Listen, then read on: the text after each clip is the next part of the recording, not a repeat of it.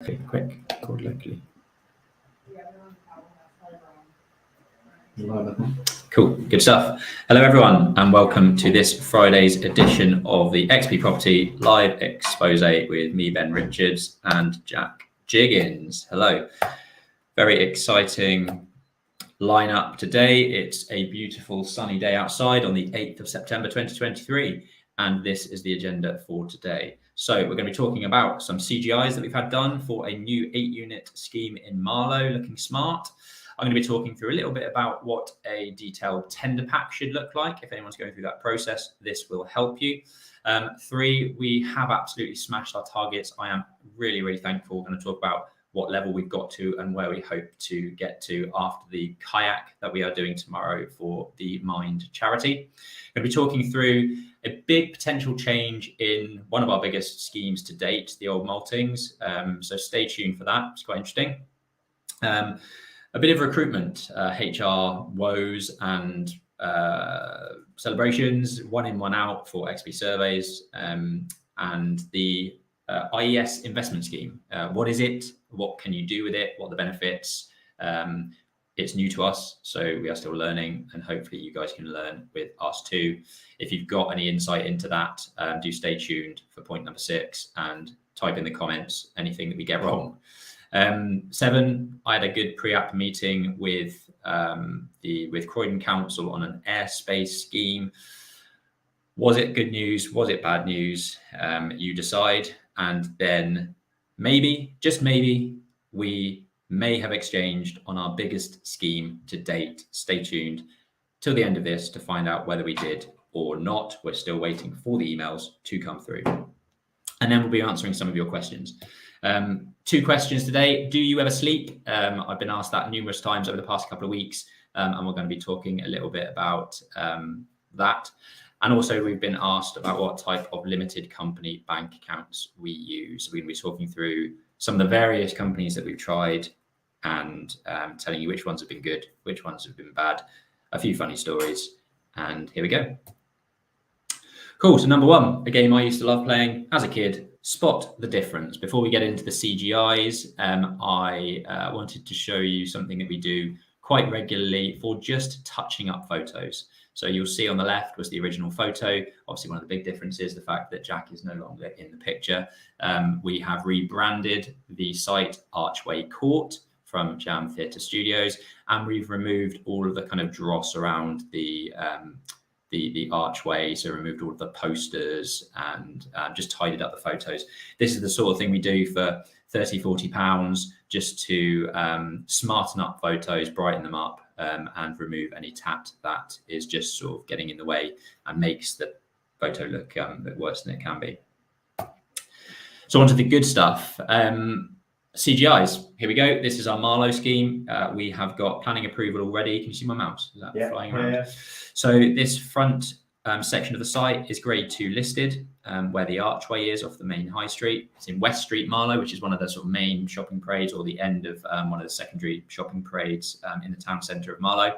And we've got planning approval already to convert this grade 2 listed section into 2 flats, and this second building to the rear into a further 2 flats. So planning approval already in place to turn it into 4 flats. If you've been tuning in over previous weeks, you would have seen us do some breakdowns of this.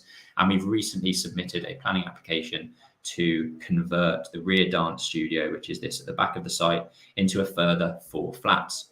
So 8 units in total from the main high street. Looks very, very uninteresting. As you go under the undercroft, it kind of comes to life. There's a lot of building there. There's a lot of real estate to convert and a lot of value for us as property developers to add. So we will be turning this into hopefully a cute little muse, little courtyard development for elderly downsizers, for first-time buyers, for people that want to be in the hub of Marlow, just off the main high street. And that's really what we're trying to sell here with the CGIs. Throwing in the type of people that are going to be buying this type of property, like the elderly couple there, wheelchair users. These units will be set up very well for wheelchair users. So presenting CGIs in the best light will help you sell your units faster. If you're interested in investing in this project with us, This is a live investment that we will be completing on later in this year. If you want to discuss investing with us and being our investment partner on this, send a comment below called investment, or info@xpproperty.co.uk is our website, is our email address, and we can send you the full development pack. We got a question from Andrew. Sounds great. Who does your photo editing? Okay, so we typically use, thanks for that, Andrew. I'm going to show that on screen. There we go. Who does our photo editing? We use typically a company called Pixangle Property Marketing, P-I-X-A-N-G-L-E, Pixangle Property Marketing. They do our photo editing, our virtual staging. So if we've got proper professional photos of an empty finished property, we will get them to stage it with furniture, again, to get more people through the door, sell faster. CGIs are done via a company called called CGI Factor. And if you want the contact details of them, drop us a DM and we can make an intro for you. So we typically use either Pixangle or CGI Factor. There's a couple of others out there as well, which I may drop in the comments as well, but those two are the main people that we use. Thanks for the comment. Cool, what's the next point? Detailed design. So this is something that most people will have to go through in order to progress and get a full tender package together for their site if they're actually building it out. I will share my screen again and share screen, Bluebeam. Here we go. Because I just wanted to flick through the tender package that Aura have created for Colney Hatch Lane, which is in Muswell Hill, which is a semi-detached big building that we're converting to 9 flats. And I was just going to literally flick through this very quickly to show you the type of package you should expect. So these are GAs, general arrangement drawings. This shows sort of fire strategy, fire plan, general room layouts, dimensions, wall build-ups, things like that. We also have the roof plan. We have detailed sections that look a little bit like this. They might take a bit long to load, I guess. Detailed elevations explaining what the material palette is and the suppliers and material information on the external facade. We've got wall build-ups, floor build-ups and roof build-ups, and then typical sort of construction details at areas that need a bit more, normally abutments. So eaves, ridges, wall to roof abutments, all those things where it's critical to get the detailing correct. That's the sort of thing that you should be having. And then we've also got a basement in this project. So tanking information, drainage, and all of those key things are really fundamental and needed as part of a building regulation and detailed design package. This is what we call a sort of detailed design package. So what I previously showed you was more of a building regulations pack. So that will get sent off to building control for compliance check. And this is the DD package, where it's more about MEP layout. So your electrical, lighting, small power, small data, information, underfloor heating zones. Can you zoom in on one of those? Yeah. One of these. Yeah. So this is the penthouse suite. You've got the areas where we'll have underfloor heating. You've got a bit of drainage information. You've got lighting layouts where you've got pendants, where you've got small power lighting and electrical sockets, data sockets, TV sockets, all that sort of stuff. And a couple of dimensions to show how they should be set out. Quick tip on sort of when you're setting out things where you don't necessarily want to specify a specific dimension. So you do sort of equals. Effectively, what you're saying is that you want the downlighter to be central on the space. So there's no real way that the contractor can get that wrong. If you specify a certain dimension and actually for some reason on site a wall is slightly off, if they were installing it to the dimension, it might not actually now be centered on the room. So effectively we'll just show an equals, these lights should be equidistant between certain points. Stair core details. We have got kitchen kitchen plans, and then bathroom layout. So each individual ensuite and bathroom shown.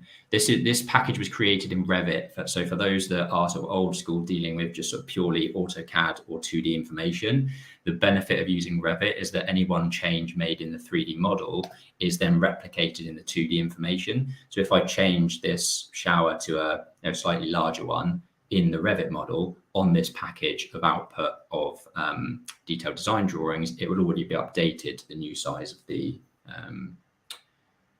shower tray.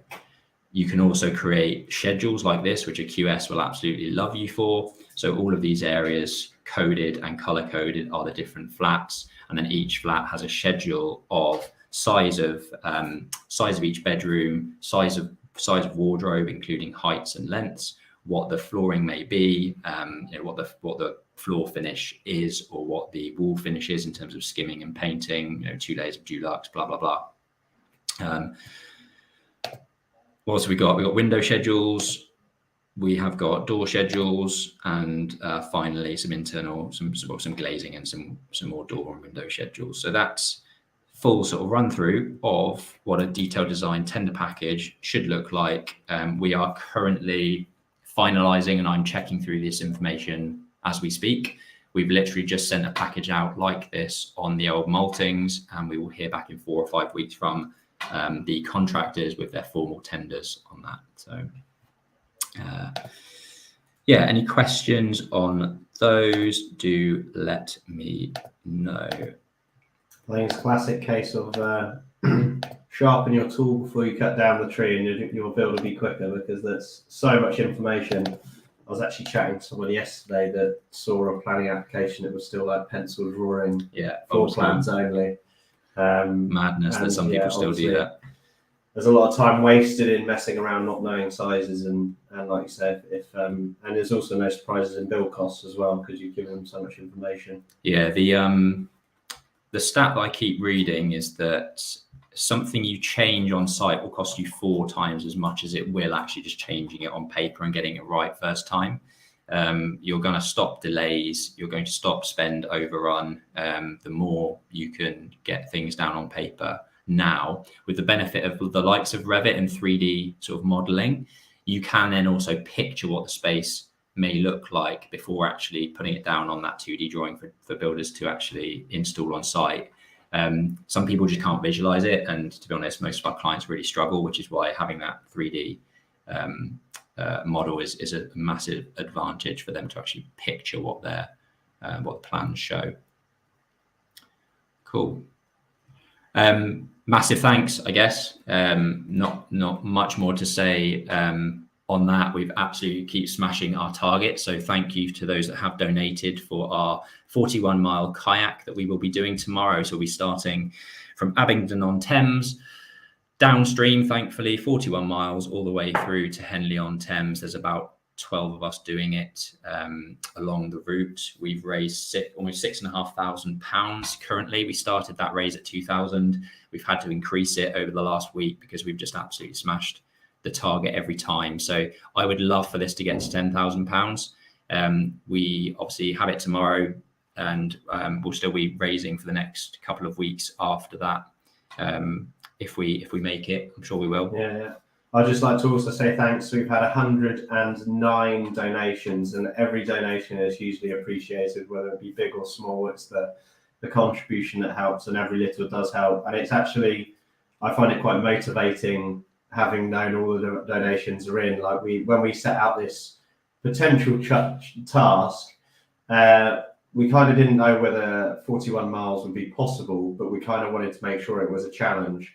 But it's been very motivating having all the support that we've had, and I'm just super excited to get amongst it now tomorrow. So we're getting up at, I think I'm getting up at about 4:30 tomorrow morning to get to Abingdon before the sun comes up. Got our carbs, carb loading, ready to go. Eating accordingly, and it should be a super fun day. Obviously, a bit of a byproduct will be hopefully a bit of team bonding, or the opposite, team unbonding.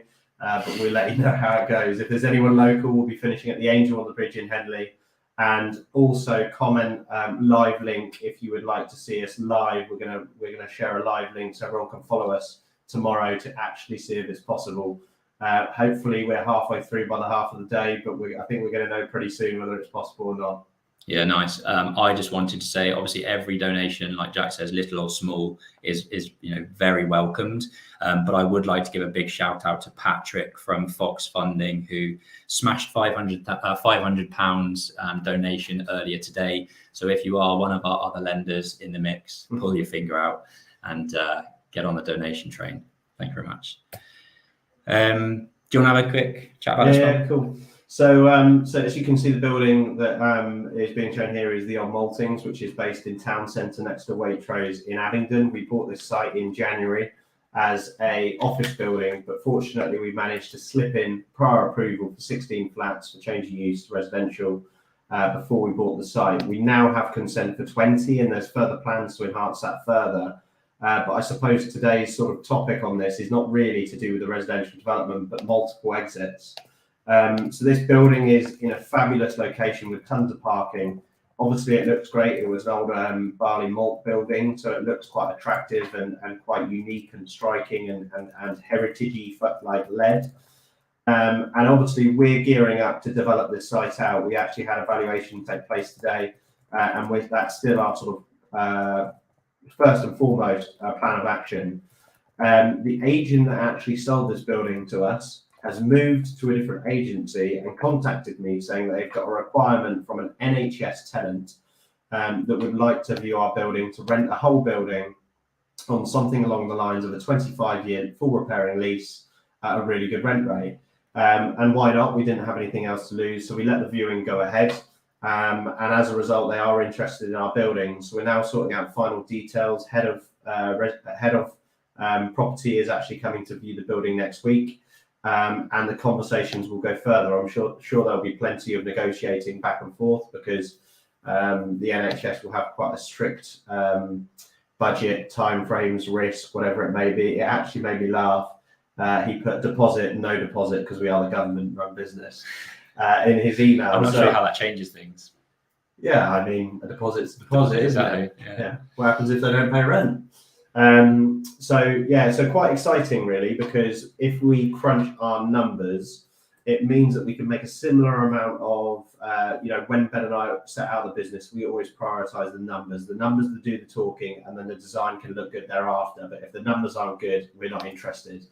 So we're obviously run our calculations, and it may work out that we could make a similar amount of equity if we keep it, or profit if we sell the building.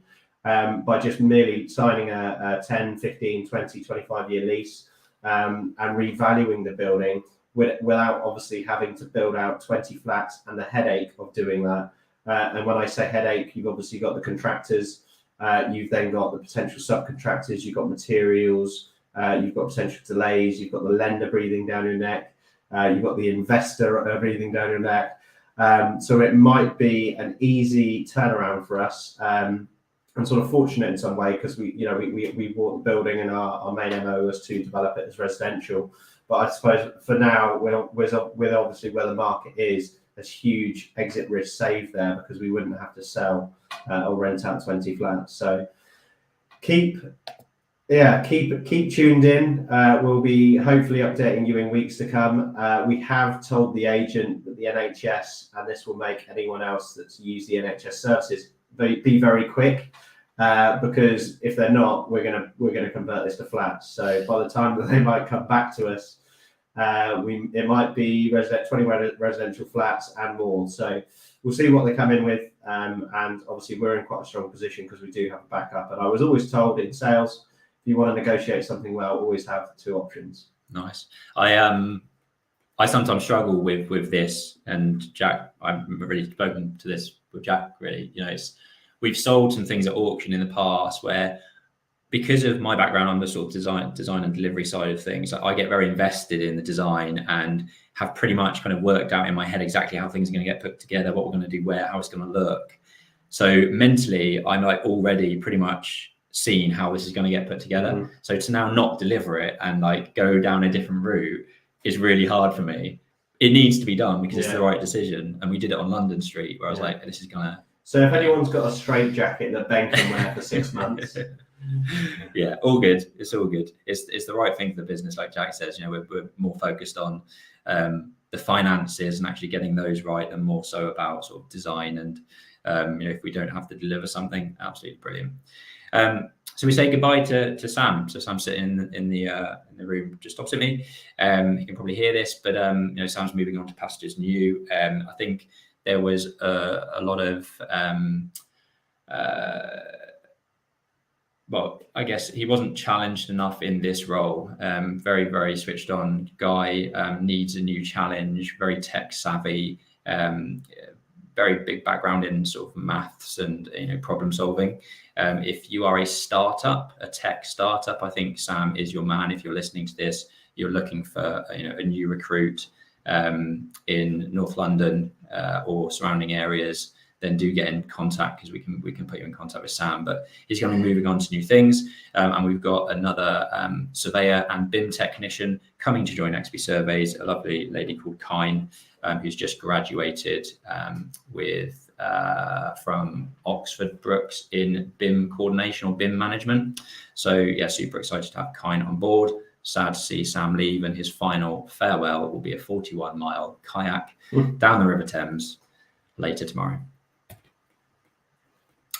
Do you know much about the Enterprise Investment Scheme, EIS? Yeah, so I actually had a chat with Kristen, P1. So we work with a sort of a very unique family office, and he's done quite a lot of investment through EIS scheme. And from what I can understand, and it's probably summed it, very loosely speaking, but from what I understand, there is investment schemes that the government basically underwrite your investment. So you have to have the investment and you have to find it, but the government underwrite it so that if you're a startup business and you fail to last over 5 years, there's a claim that the investor can claim back to promote starting young businesses. Because we celebrated our fifth birthday, 3 months ago, and we read some stats. I think something like 20% of businesses go beyond the year of 5 in trading.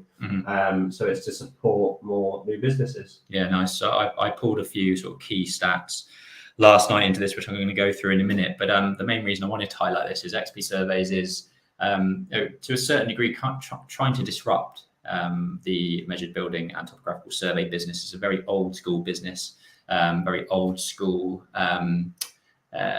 industry that utilizes absolutely cutting edge tech.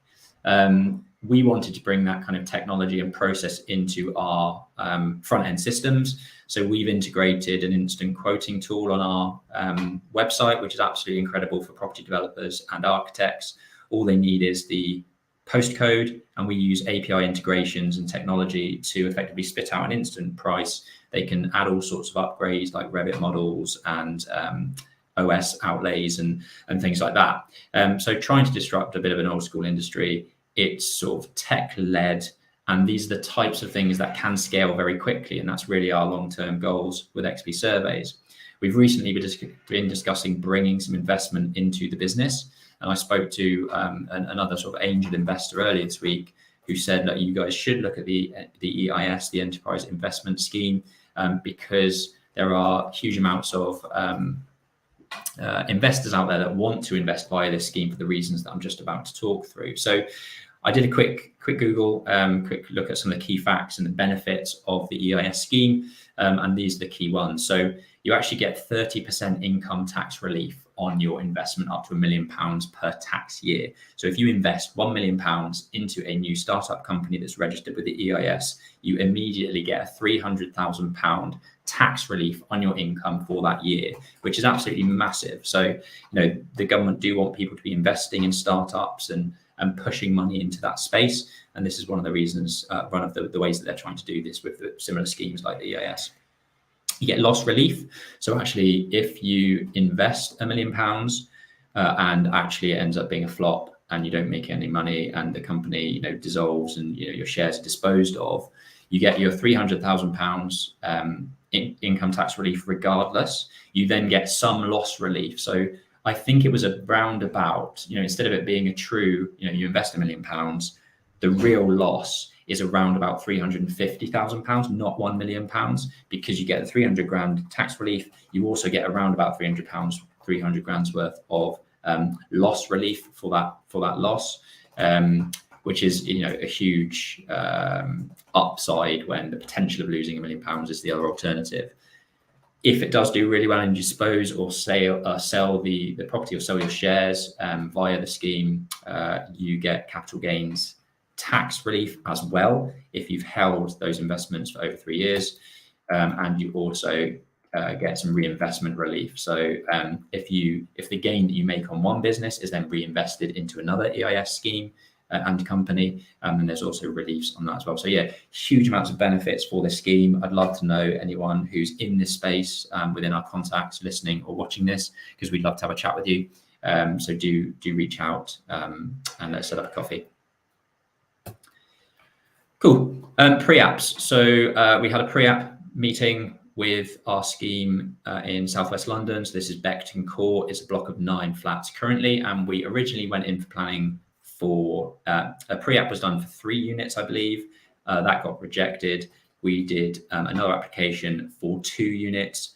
That got rejected. We've now gone back in for a pre-app to really try and get to grips with what the council have asked for. Frustratingly, it was one of those things where the pre-app said to do X. We did X. The council then turned around and said, oh, we don't want X, we want Y. And it's been an absolute sort of nightmare, really. I think we're in a good place now. Fundamentally, the materiality of the brick on the lower ground level is okay with them. They don't like the zinc cladding at the top level. They want that to be hanging tile. They want us to add a mansard roof pitch. And that, I think, should seal the deal. I mean, pre-apps, I don't know what your experience are with those, but some aren't worth the paper they're written on and are just a waste of time. So proof will be in the pudding. We've got some work to do to amend these drawings and get them resubmitted in a full planning application, but we took away lots of positives. So, you know, that's great. Yeah. Oh, I'm tapping the table if you can't see or hear. So big grabby catch line. Did we exchange on our biggest scheme yet? And it's not a lie. We've been working on our site in Tame to get it bought, acquired, raise equity, raised bank debt, and sort of de-risk the scheme. It's quite a complicated structured scheme. So as you can see in the building in the image behind us, alternatively in the image on the right, it's 17,000 square foot of office space with current approval for 22 apartments. It's part tenanted, and we've been working on this. I just looked at my emails when we were just basically onboarding this scheme. It was sent to me in September last year. Wow. It went to a surveyor was actually selling the site and went to a handful of buyers. We were outbid. We were second highest bidder. And the agent or surveyor or acting agent called me and said, can you do anything on your bid? I think we're going to close with this highest bidder. And they said that they could buy in cash and get the deal done in 10 days. Anyone out there has ever done a property deal that's 17,000 square foot of office space? Yeah, granted, houses, we can do that. But something this complex with tenants in situ, I said, let's speak in 11 days. Comically, we did speak in 11 days and they hadn't completed. So we then got the option to go back in to review the deal, get a price agreed. And we did agree a price. So the building, you can see we're buying for 2.35 million. The end game is hopefully 27 flats and potentially some new build houses or flats in the car park as well. So after much of wondering what our solicitors have been keeping themselves busy with for months, the news is we finally exchanged today. Yay. So huge cheer on that. I don't know if that picture of champagne is a bit underwhelming, but I can tell you now we are, over the moon to have that done and behind us. And our investor is also super keen to get cracking with the scheme. And yeah, as I said, there's plenty of development scope and value to be created from this building. To paint a picture of the sort of price we've secured it at, if we were to just re-let the whole building and keep the tenants in there, it would generate an early teen sort of 12-13% net yield. So in markets like this, I know you're probably thinking that's quite a big site to take that amount of exposure or risk buying your biggest site. But one, we've been working on it for a year, and you don't just stop working on these deals. Two, we've got 2 phases of planning application improvements that we can make. And 3, the underlying value of the asset is under £140 a square foot, so its replacement value is second to none. And it's a really good scheme that we're really excited to get cracking on. Yeah, solid red brick 1980s building. Can't wait to get cracking on this. We'll do a full deep dive, I think, probably next week or over the next couple of weeks. So stay tuned for that. It's a very complicated phased scheme where there's lots of planning nuances that we're going to have to overcome, lots of enhancements that we can make, as Jack said.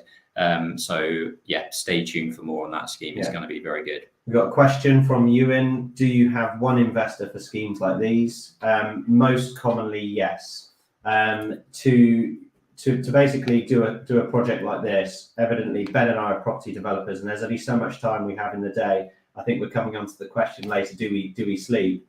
But to answer your question, we can't spend a multitude of time on bringing a pool of investors together, even if it's within an FCA compliant platform. We just don't have the time to do that. So in this particular scenario, and traditionally how we've funded most of our deals, is with one individual investor. This is with one investor for 1.2 million quid, and they come in on a loan note or an equity position, and that's quite a traditional structure for XP Property. Having said that, we have used a crowdfunding platform before and are actually in talks with a crowdfunding platform for a deal that we have coming up. So yes, one investor, Ewan, on this particular project. Yeah, Ewan, if you've got any further questions on that, or specific questions around kind of how we structure investment, our investment deals, drop comments below. Jack and I are going to set some time aside over the next couple of months to actually go, deeper into some of these more pertinent questions that we get, frequently asked questions, I guess, to launch as separate videos on our YouTube channel. So if there's any sort of specific information that we haven't answered and you're desperate to know, drop a comment now, and we can cover it fully on another video. Cool, big news. So yeah, that's amazing. It's one of those things where it's like, we've been in it for so long, and you just want it to it's more relief than excitement at the moment until we get it completed.